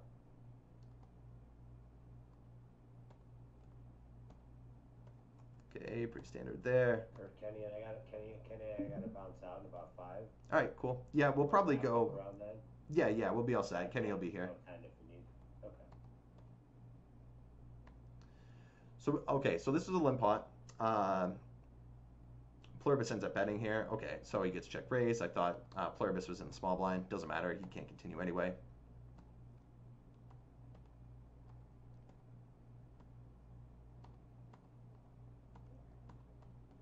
Fairly standard here. So interesting check back here again. Relatively dry board. Big blind shouldn't even be defending like a ton of 3x and 2x, but they're still going to have like plenty of straight draws, a fair amount of flush draws, backdoor flush draws, and a hand like ace-8 can definitely mix here, I would say. It's nice to have these hands that, well, for one, ace-8 can definitely be the best hand here, but it's also pretty sweet that it has some backdoor flush equity as well, and doesn't necessarily just want to start putting in money where it probably has to call a check raise if they do get check raised. So this is essentially their way of not wanting to just bloat a pot every single time and take like the easy line of just c-betting a high frequency here.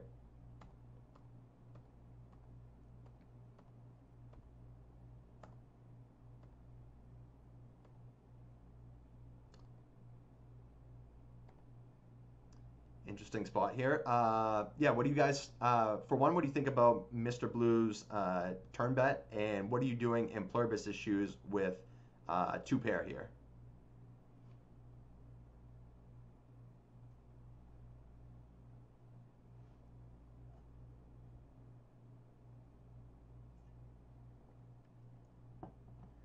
Okay, Slammer's calling with the A6.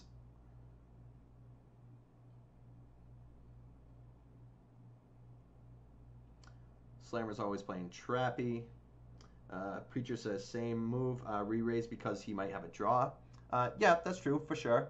But then the flip side is when you check raise and your opponent has a hand like this, they don't have enough equity where they can call, and also your hand is likely able to call down like all river bets basically. So if you're just like pure check raising in this spot, you allow your opponent to kind of fold a hand that they're like definitely okay folding, like with the king 10 here. But let's say the river comes like the deuce of diamonds here. I would expect Mr. Blue to be bluffing at least at some frequency, and then you can just call. So when you just check call here, you allow them to bluff off with hands like this, where they're just going to automatically fold here on the turn. Now that being said, I don't think Pluribus just always check calls or check raises here, but it's definitely mixing a strategy. I definitely think this in real time, this is a spot you can mix depending on your opponent's tendencies. Mm-hmm. If their opponent more likely to bluff rivers when they miss versus give up, I definitely think this is more of a call. Mm-hmm. If this is someone more likely to not fold, it's probably plays better as a raise here. They might call you late, get your value on the turn. I guess it depends on the opponent's tendencies for me at least. Yeah, I feel like against like very weak players, like I personally like check raising a little bit, just getting money in here against a lot of the ace X's or big draws the opponent could have. Mm-hmm. Okay, yeah, and that makes sense too. Preacher says same move, re-raise because he might have a draw. Agora says calling definitely. And Preacher says I want him to pay to see it. Yep, that's definitely a reason for check raising for sure. That's a move says call. Now, I guess what I'm looking for is reasons behind doing so, and that's kind of what we want to do when we're making a decision here. Like, I agree with these decisions, but it's also important for us to recognize why. Now, why I think Pluribus is calling here, for one, this ace is mainly going to be a better card for Mr. Blue's range than Pluribus's range here. Like, the ace is normally going to be better for the pre-flop opener's range, of course. That's why you also see Mr. Blue probably is going to be fairly aggressive on a card like this, because in the big blind, we're going to have a lot of hands like King 3 of Hearts, 6-5 of clubs, and then all Jack X combos. So yeah, like obviously we have to call with a lot of Jack X, but then King 10 can make a hand like 3-4 of Hearts fold, 6-5 of Hearts fold, and just put a lot of pressure on Jack X. Maybe not so much on the turn, but on the river, Jack X is going to be in a pretty tricky spot in a lot of situations. So this is Mr. Blue recognizing that this card is good for him, which is why he's being fairly aggressive. And on the flip side, that's why Pluribus is playing this hand a little more cautiously. Because although this is a good card for Pluribus's hand, it's not necessarily a good card for Pluribus's range. So that's why you see Pluribus at least calling at some frequency, or check calling here at some frequency, recognizing that it is at a bit of a range disadvantage and that Mr. Blue may be pretty aggressive on a lot of runouts where they can just check call here. Also, they're check calling because a6 is not necessarily the nuts here. Like, Mr. Blue can have all combos of pocket threes, pocket sixes, pocket jacks, pocket aces, ace jack. So although Pluribus does have a very strong hand here, it doesn't necessarily always have the nuts here. So it also prevents itself from getting stacked here at the same time. Now, I also think it's fine to check raise here as well, especially with like some semi-bluffs. Let's say Pluribus has a hand like 7-5 of diamonds, and Mr. Blue bets here, and then we check raise. We end up making Mr. Blue fold a better hand when we have a good draw here. So I do think that Pluribus is definitely going to mix in some check raises as well, because Mr. Blue may also have hands like Ace Queen, Ace King, Ace 10, even Ace 3. And then when we check raise, we end up making things tough on Mr. Blue and getting him to put in more money with worse hands. So this is why, like, for when I ask you guys whether or not you want to check call or check raise, it's kind of good that you also give reasonings for doing so. And that's really what we're trying to look at here. Not necessarily like, okay, I'm just going to check call or I'm going to check raise. It's really important to know why we're going to do these, make these moves. And then on the flip side, like, let's say, okay, yeah, we say check call, but then we're like, oh, does check raising have benefits? Now, obviously, I gave reasons for saying so. So in general, I'm going to assume that both check calling and check raising are going to be good here. So. And then probably going to be giving up here a lot in Mr. Blue's shoes.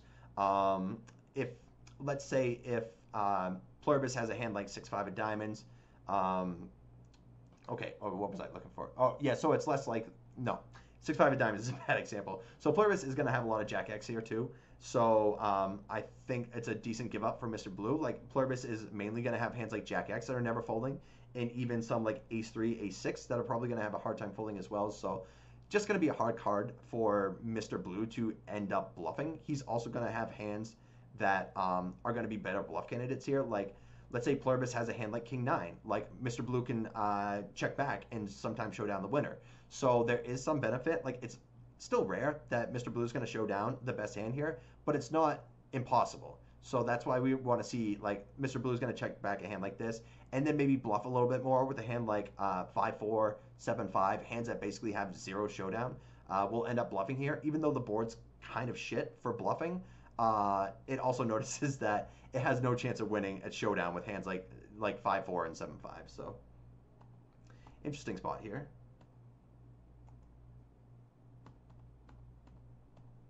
I think I gotta bounce out me and Kenny here. Yep, all good, man. Oh, is Kenny bouncing too? Yeah, Kenny has to bounce too. We're both going on a meeting together. Maybe we could wrap up like 1 or 2 more hands and we could head out then.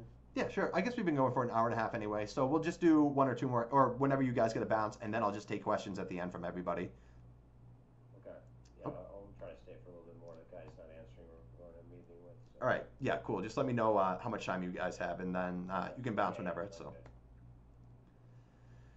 So yeah, okay. So we see a bet here from out of position, which is something that I really haven't been doing a whole lot, I guess, especially in 100 big blind cash games. But this board is going to be pretty good for the pre-flop raisers range.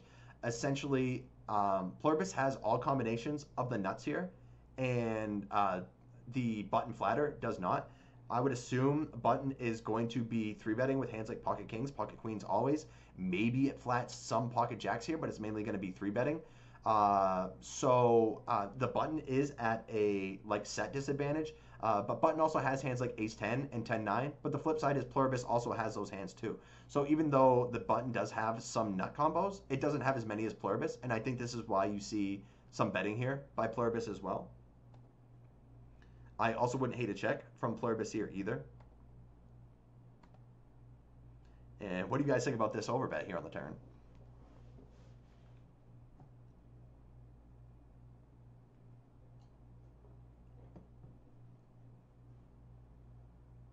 Anybody overbetting with the ace 10 in the spot? And even if you're not, does anybody know why this spot might be good for an overbet? Button's range consists of a lot of 2-pair, there's a lot of 10s in his range. Mm-hmm. I think doing it for a lot of value, basically. Yeah, for sure. I mean, specifically with this one, also, let's say button has a hand like king 9 of clubs that's never folding. It's never folding like king 10, queen 10, jack 10. So it's putting in a lot of money with those hands. It's also putting pressure on button's flush draws too. Obviously, it's easy to do this with the nuts here, but it's also going to be doing it with some bluffs.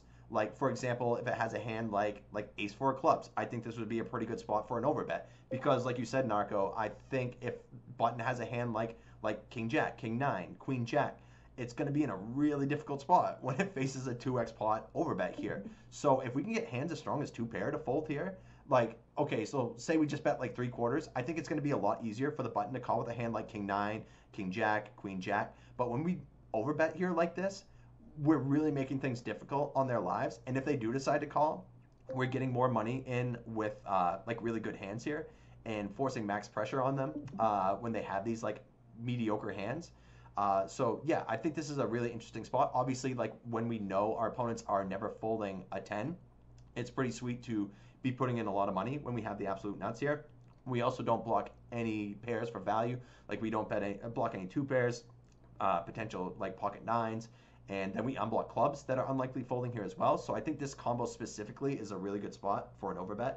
But it's also good to find out like what our semi bluffs are going to be in the spot too. And I think a lot of those are going to be like ace-4 of clubs, ace-5 of clubs, maybe even I don't know if a hand like pocket 9s does this. I'm actually really curious to see what the bluffs are like in this spot that aren't specifically like ace-4 of clubs, ace-5 of clubs. Maybe even a hand like 9-8 of clubs can kind of merge bluff a spot like this and get the button to fold hands like ace queen, maybe even some queen jack. So it's really easy to overbet with this specific hand, but I think it's also important for us to figure out what our bluffs would be in this spot as well. Do these overbets give up the actual semi bluffs? Do they give up on a river?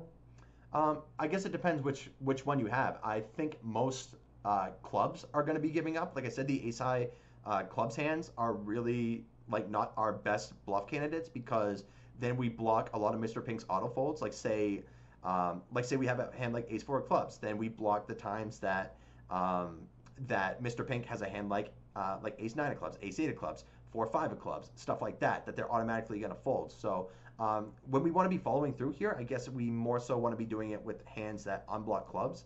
In a spot like this, it's kind of interesting to find out what those give ups, what those bluffs are going to be here. Yeah, so really good question there. Actually, I'm kind of reaching to see what our best triple barrel bluffs are going to be. Like let's say if the river comes a deuce of diamonds, and we get in a spot like this where we have a bluff, which are our best bluffs here. Okay, Preacher says more often than not, people will fold to your overbet and you won't get value. Well, that's kind of interesting too, because a lot of the times I think we've been talking about that people don't fold to overbets, and that may be the case, but I don't think we should necessarily look at it like that, because yeah, you're right when you say that, Preacher, but then the times that we have bluffs, if that's the case, then those hands are getting through as well. So I don't think we can kind of be results oriented in spots like this. Like, yeah, we're going to overbet when we have the nuts, and we're going to get folds like in this exact situation. But we're also going to get folds when we have ace-4 of clubs and Mr. Pink has a better hand like this. So I think it's more so to understand what our overall strategy wants to do here, and not necessarily be so results oriented on whether or not we get called when we're bluffing or we get folds when we have the nuts. DMC says this overbet is puzzling. It's like they always are setting up future plays instead of absolute value of a single spot.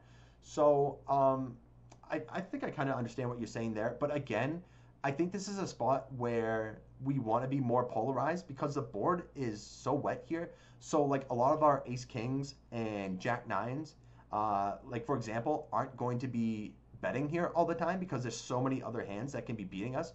So essentially when we're betting here on the turn, we're saying we're betting a very polarized range. We're either betting hands like the one we have here for value, or we have a really good draw that we're bluffing with, because all of these like thin value bets now are not in our range on a board that's so wet like this. So in a spot like this, I think it actually makes a lot of sense for overbets to be introduced. And again, this falls back to when we can't be value betting thinly, we're betting a more like narrow polarized range, like our best value hands and our best bluffs. And when these spots come up, we're betting polarized sizes like we see here.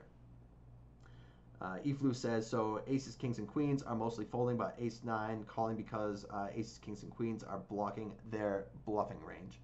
On this exact board, if you have like kings or queens and you're in Mr. Pink's shoes, is that what you're asking? Facing a 2x pot bet? Okay, sorry.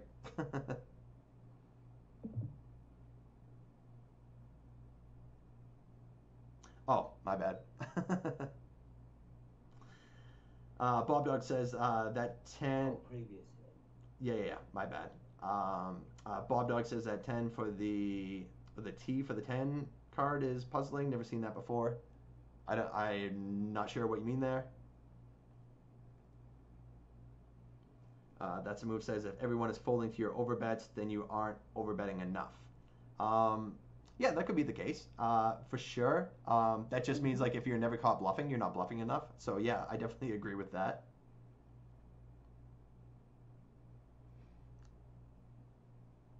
All right, so yeah, obviously get a fold here, but yeah, and this is another thing. Like I said, guys, when I think it's important to notice when the thin value bets like come out of our range, like we're not looking to keep putting in money with hands like King Jack, King Queen, Queen Nine, King Nine, and that we can mainly only value bet like straights here, and like maybe some. I don't know if sets use this size here as well, but it's really hard for us to value bet like one pair and two pair in a spot like this, and we really only want to be betting like essentially straights here for value. So this would actually be a decent one to look at in Odin. We can move on to another one if you want, or I can pull this up in Odin, and we can kind of see what Odin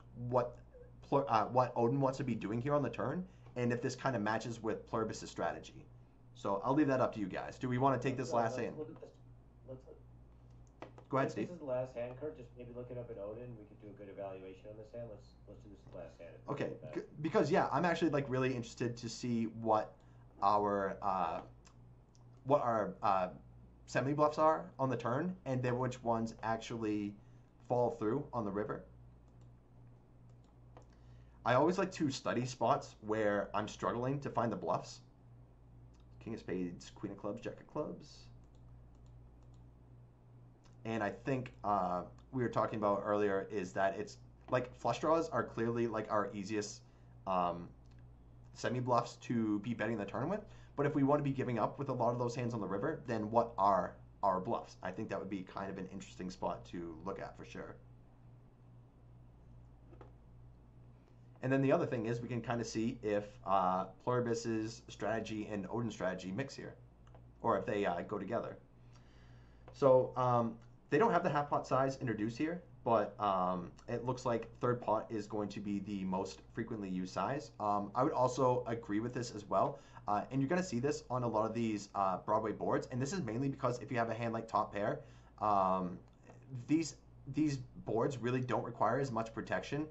Like if you have a hand like King 10, King 9 in a spot like this, as opposed to, let's say the board is 9-7-5 and you have a hand like Ace 9, like I think a lot of bigger sizes are going to be introduced in a spot like that, because if we just bet small, we can allow the button to kind of float like pretty easily with two overs and backdoor straights and flush draws for the small size. And also a hand like Ace 9 on a 9-5 deuce requires a lot more protection, because any like 10 through ace, well, not an ace because that would be two pair with Ace 9, but they do require a lot more protection when you have top pair in the spot. So we'll just do this here.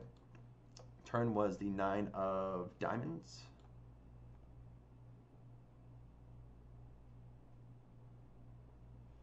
And you can see right now it's doing a lot of checking here. So yeah, checking 76% of the time here. But we also see that it looks like when they have Ace 10 specifically, it's doing a lot of big betting here, it looks like. So we are doing a lot of checking here, and it kind of looks like it's mostly using like the third pot size, and then anything from pot to even 2x pot gets in here. They're all like being used a very small amount here, of course, because Odin is doing a lot of checking on this board, which is pretty consistent because the board is so wet. Like I said, you're not going to be able to value bet a lot of these hands. Like we can see King Queen is always checking, King Jack's always checking, Queen Jack's always checking. Even our sets here are checking a whole lot. Even pocket tens is checking a lot here. So in general, we are doing a lot of checking, but when we do bet, we're saying that essentially when we are checking and we do decide to bet, we're betting a very polarized range. So I think that's why we see a lot of these massive sizes being used. Now, what I do want to see is what are our best bluffs here. We can see 8-7 of spades is getting in here a lot here. 8-7 of clubs getting in there a lot. Obviously, like a lot of our flush draws are going to be used here. I'm just going to see which clubs like this size. Yeah, so this is another thing I said. I figured a lot of these are kind of the easier portions of our range to find that are going to be our best semi-bluffs here on the turn. But again, I think a lot of these hands are going to give up, like say the river is the deuce of spades, because these have bad blocker effects to be bluffing and get folds from our opponent. What I'm more interested in is what our best bluffs that don't contain clubs are. So it looks like hands like this. So pairs like pocket sixes without clubs are essentially become good bluffs here, mainly because they probably get hands like ace king here to fold, or not ace king. These guys are not gonna have ace king, obviously. So what I'm gonna do here is, okay, let's get rid of this. Just kind of look for the other hands that are kind of good. Even a hand like 7-6 that has like absolutely no equity here ends up bluffing here at some percentage, and actually at a pretty high frequency, which I think a lot of people are gonna miss in spots like this because you have a hand with essentially no chance for improvement. But it also kind of unblocks a lot of the region of hands that our opponent's going to be folding. So I think a lot of these unnatural bluffs is where a lot of people have a hard time actually finding these spots and might just automatically give up because the board's so wet, and our opponent is unlikely to fold a lot of like two pairs and stuff like this. But this is also why it uses like very large sizes here, because it makes it really difficult when our opponents actually do have like these two pair combos. And when we go 2x pot here, you see like, okay, king queen becomes a pure fold, king jack becomes a pure fold, queen jack becomes a pure fold. And when we bluff with hands like 6-5, 7-6, and we're getting our opponent to fold hands like this, then obviously they become pretty good bluff candidates. And I think a lot of players are going to really reach to be able to find bluffs like that I don't think the solvers are actually going to be finding here. So this is actually kind of baller here. So let's say our opponent calls and we get the cleanest river ever. So deuce of spades, we'll go to the club combos and probably see that they're going to be giving up a lot. And yeah, so you can see that the clubs here are automatic give ups here. And again, that goes back to how, for one, when your opponent calls versus a 2x pot bet, a lot of the unmade hands are going to be clubs. So when this bricks off, it's going to be less likely that our opponent's holding clubs. Also, our opponent, when they call a 2x pot bet, they're likely going to have a very strong range here. So we can see that the bluffs here are going to consist from pocket sevens here, no club. Even sevens with a club, it looks like all these sevens combos are pure bluffing here on the river. Same goes with pocket sixes, 6-5 suited. What's the ace-5 suited that's getting in here? Oh, the ace-5 of diamonds. Okay, so the times that, I guess ace-5 of diamonds is kind of a good bluff here because it probably makes a hand like, I don't know if it makes ace-jack fold here on the turn. I didn't really see that, but obviously if it's bluffing ace-5, no clubs here, it's obviously a good enough bluff to be getting in. So essentially ranges get super narrow here because even a hand like king 10 is checking a whole lot. And then you see basically our value hands that are getting it in here are essentially just ace 10. And then the only bluffs are going to be like very low frequency ace 5, no clubs, pocket sevens, pocket sixes, and 6-5. So you can just see how narrow the ranges here are when they get to the river here. And that's because things have got so polarized in a spot like this. It's just, this is actually a really good spot for us to kind of learn here, because I think this is a spot where people really haven't nailed.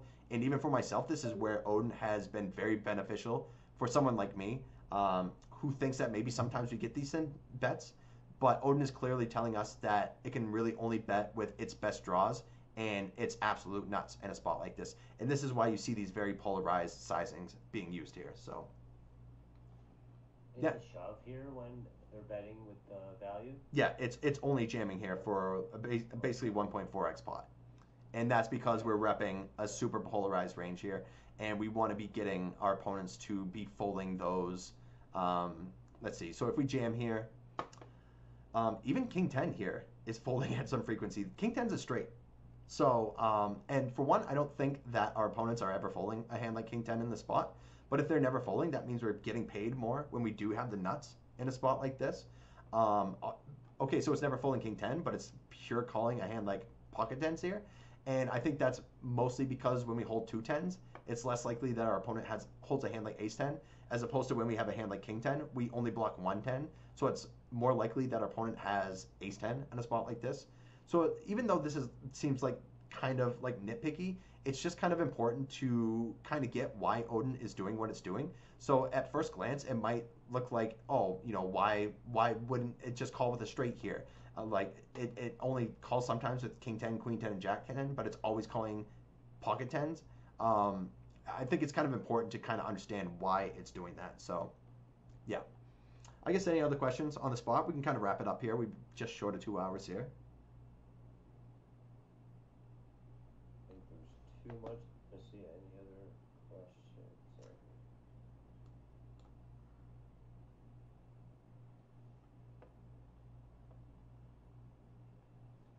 Thanks a lot, Kurt. Yeah, no problem, Narco.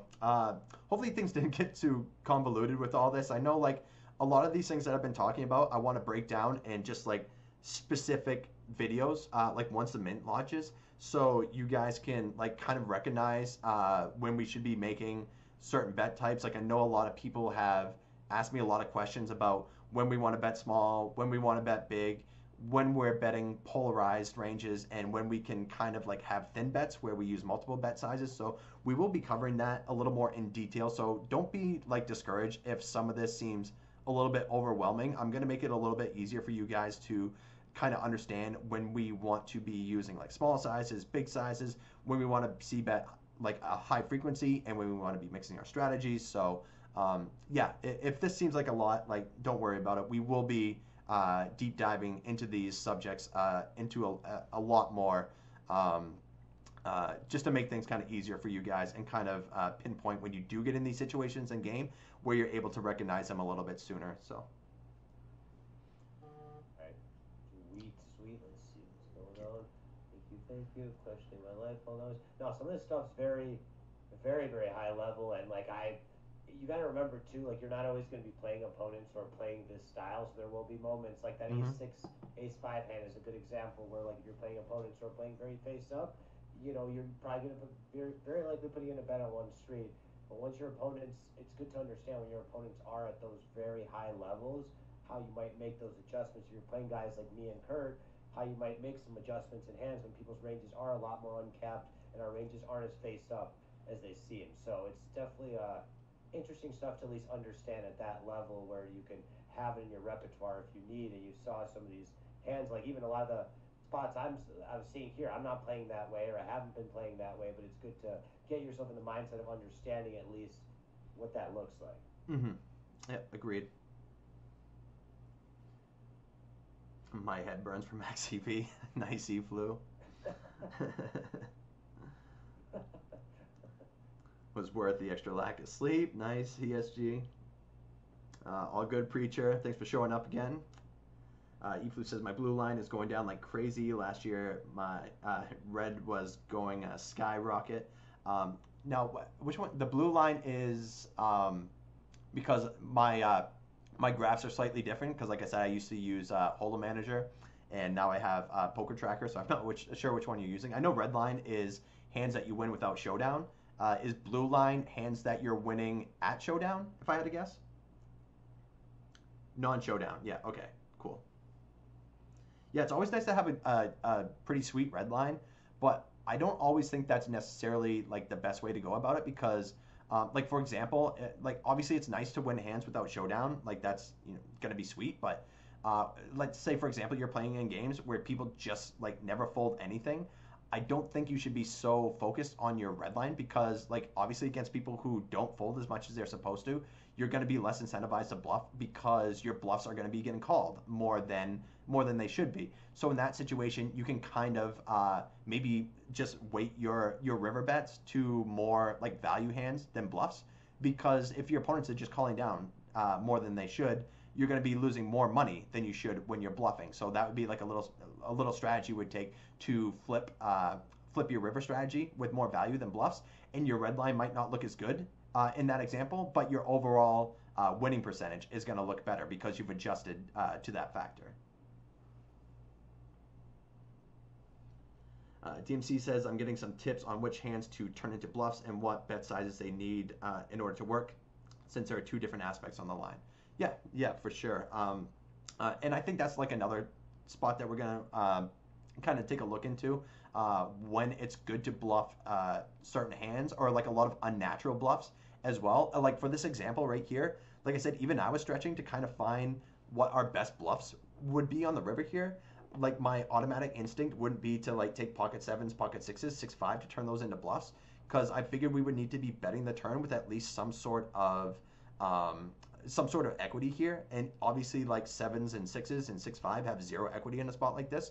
But when you don't have other hands that can bluff in a spot like this, then I guess you kind of have to be reaching into hands that have zero equity in spots like this. So yeah, this was super interesting for me too. This is definitely going to be a little more complicated than a lot of other spots that we look into, but I think it's also really important to at least study here a little bit, because a lot of spots it's going to be easy to find natural bluffs, but then other spots like this, it's going to be a lot more difficult. And it's kind of cool to see that the solver actually is using hands that basically have zero showdown value. They don't have any equity if they bet and get called, and they just basically turn their hands into pure bluffs. So yeah, this was a sweet spot, I think, for sure.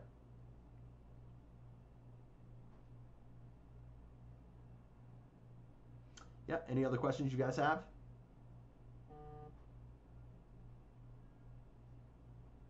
E-Flu getting in there. All good, DMC? Cheers, everyone. I'll be streaming later today. Kurt, I'm assuming you're not feeling good enough still to stream, or what do you think? Yeah, like I'm having like severe pain just sitting in this chair right now. Like thankfully my headache's gone, but I still have a bit of a sore throat, and just like my body is aching everywhere, so probably wouldn't be a great idea for me to stream. So I'm just going to take one more day of rest and hopefully can get back to it tomorrow. The fact that I feel better today than I did yesterday is pretty hopeful, so I'm hoping that tomorrow I can do the stream at least. So and then yeah, of course we have the community tournament as well tomorrow. So I know Steve will definitely be streaming it. I'll be streaming here. Let me just give some of the event layout. I'll be streaming today. I'll be streaming tomorrow for the community tournament, plus more tournaments around that. Tomorrow also I'm going to have a elite poker mindset seminar at 2 p.m. Eastern in the Discord. It's not going to have any study material, just me talking about a few different subjects about poker mindset, handling down swings, just kind of like having the elite mindset when you're studying and when you're playing. And then we're going to have the LionShare Poker Show at 3:30 p.m. Eastern, and of course the community tournament 7:30 p.m. Eastern. And then one more. We got a lot of events this week, guys. Then I believe, don't quote me, I think it's at 7 p.m. Eastern. We have on Thursday a Super Basics with Ruthless and Shawnee. It's just gonna be like a very introduction to poker type session, especially for people who might literally just be starting up. So if you got any friends who are just starting up, I know Bob Dogg's been talking about that. Definitely send them to this. It'll be just very Super Basics type stuff, where it's like a very, very intro session of poker. So all the events are on the calendar. We're actually gonna make another events channel just so it's even more organized. You can just see all the events every week, because we got a lot of events happening. Check out the events calendar. We got tons of events these next few days. Another community poker tournament on Friday. So nice. We're loaded this week, guys. Of course, the review session also on Thursday with Kurt. The one we have every Tuesday, Thursday. So yeah, a lot of fun stuff this week, guys. I'll probably be streaming Thursday also. So nice. Big week lined up, guys. Yeah, and just to answer Preacher real quick, good piece of advice to end this and to end the lesson. Now, okay, so obviously, so when we were talking about what is it, Pluribus, how Pluribus protects its range, like for example, the Ace-5 hand that we looked at, I think we discussed how, like, if we're playing against a strong opponent, like, am I going the right way here? It was the Ace-5. Okay, this hand. So this looks like really passive, the way that it played out. But again, this goes back to the fact that Pluribus knows that its range is a little more capped than Joe's range here. So it's a little less likely, even though this hand looks like kind of an easy value bet. And yes, there are hands that are worse than this hand that can call. It also doesn't want to get check raised off of not only a better hand than it, that it would just end up putting in more money with a worse hand, but also can potentially get bluffed off of a worse hand than Pluribus actually has here. Now, what we were talking about earlier is that Pluribus might be a little bit more likely to play their hand more passively, knowing that their opponent is capable of trapping in a spot like this. But let's say you guys are playing in like $5 tournaments, $10 tournaments, or just, it doesn't even matter the buying. If you're just playing against weaker players who are playing a more face-up strategy, then when they check 3 times, it's more often than not they just have a weaker hand in a spot like this because they're mostly weaker players just end up checking when they have like weak hands, and they end up betting when they have good hands. So if you're playing against weaker players in general, you can just be a little more face up with your play as well. Like there's not as much need to worry about getting check raised in a spot like this because they're just going to be betting more often when they have strong hands. So and this is something that I always say. I don't know. I said this on my stream more than anything, and I know I've been talking with a lot of you guys more in these study sessions than I have been in my streams as of late.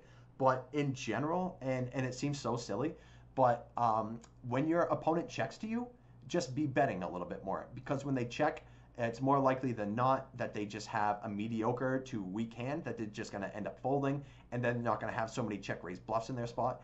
And when they do bet, don't feel the need to hero call down as much. Even if Odin tells you it's a good hero call, it might not necessarily be as great if you're playing a recreational player, because more often than not, recreational players are going to be betting with strong hands and they're not going to have enough bluffs. So in general, bet when they check and fold when they bet. Like that's the easiest piece of advice I can give you guys to playing against recreational opponents. And don't be so worried about mixing up your play and trying to be balanced, because it's just not necessary against opponents who aren't protecting their range. And you can kind of take advantage of them by playing a little bit more of a face-up strategy yourself. And they're also not going to recognize that you're playing a face-up strategy because they're recreational opponents. They're not. It's something that might seem simple to me and to you guys might not be so simple for them to understand. And this is actually something I've done myself to kind of raise how much money that I'm making in some of these weaker games that I'm playing in myself. So. Yeah, for sure. I agree there, a preacher for sure. So yeah, I guess we can cut it off here.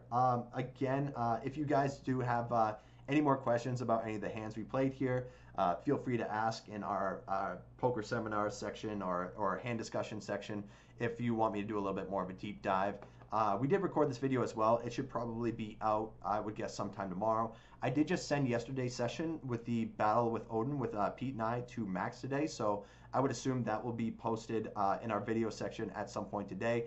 So if you guys didn't get to check that out yesterday, be on the lookout for that, because we should have that posted at some point today. Yeah, Get better, buddy. All right, appreciate it, Narco Cop.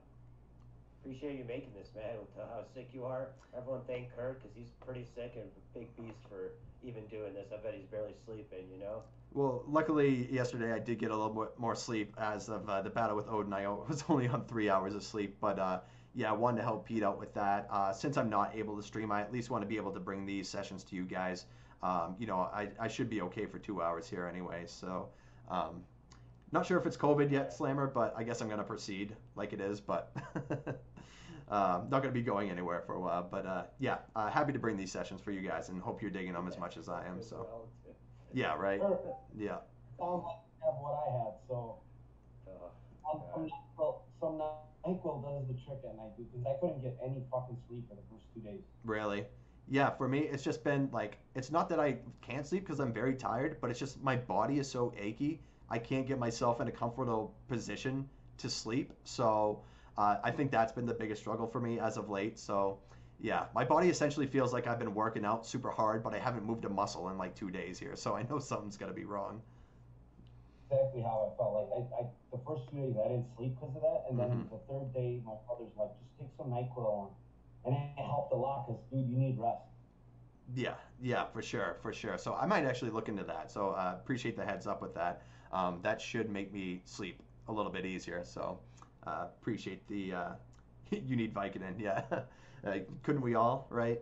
All right, guys. Yeah, we'll wrap it up from here. Appreciate you guys all showing up. Thank you for Steve showing up. Really good stuff today. We'll probably look at a little bit more of this on Thursday as well. I think this was kind of good stuff. And then maybe next week we can maybe focus on something else.